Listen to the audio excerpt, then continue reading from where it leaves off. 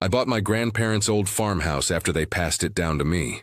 Big yard, old barn, loyal dog, and not a single HOA rule in sight, or so I thought. Next door, a newly built neighborhood popped up. Fresh sod, identical mailboxes, and a woman who introduced herself as the HOA president.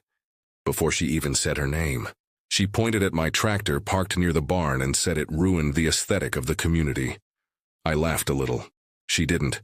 I explained that my land wasn't part of her HOA. She shrugged and said, "We'll see about that," then marched off like she owned the world. A week later, when I pulled into the driveway, I saw 3 men in matching black shirts marked HOA Security wandering around my property. One had a clipboard.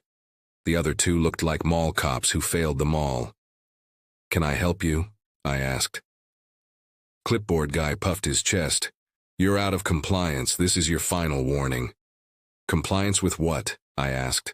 "I'm not in your HOA." They laughed like I'd told a joke. "Everything here is under review now. Cooperate or we take action." Before I could respond, the barn door behind them started to creak open. They turned around. Out stepped my grandpa. Now Grandpa is 82. He's also 6'4", built like an oak tree, and still wears his welding apron when he's fixing tools. In his hand was a long, sharp post-hole digger resting casually on his shoulder. He didn't shout. He didn't threaten. He just looked at them with the kind of stare a man gets after growing up on a farm and seeing endless nonsense in his life. "You boys lost?" he asked. Clipboard guy tried to talk, but the words stuck in his throat. Grandpa took one slow step closer. "That's my barn. This is our land. You step 1 foot further, and we'll have a different kind of conversation." The security team didn't wait for round 2.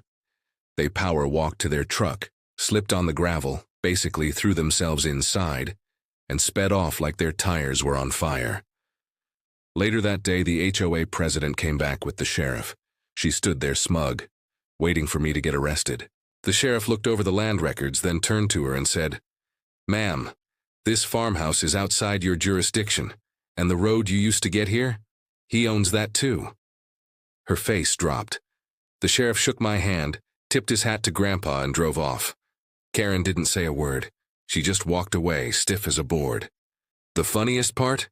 Grandpa still keeps that post-hole digger close to the barn door. Says he likes the exercise. I think he just likes the look on people's faces. And the HOA? They haven't tried anything since.